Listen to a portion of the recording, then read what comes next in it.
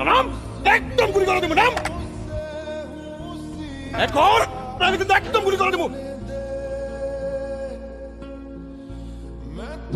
Sir sorry sir, sir মাফ করে দেন sir, sir বুঝতে পারিনি sir, sir sorry sir, sir আপনি চিনতে পারিনি স্যার, রাস্তা ক্লিয়ার কর, রাস্তা ক্লিয়ার কর।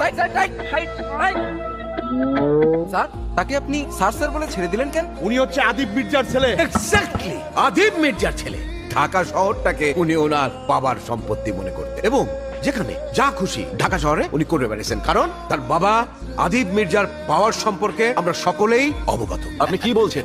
কাকে বলছেন? দিস ইজ আদিম মির্জা। দেখেন দেখেন দেখেন, এমনি লাভ দিয়ে দাঁড়ায় যাই বলে আজকে তার ছেলে এই রকম কাঠ করার মধ্যে দাঁড়ায় আছে। নারী দেখলেই উনার শরীরের মধ্যে এক ধরনের চুলকানি শুরু হয়, সেটা ছোটবেলা থেকে।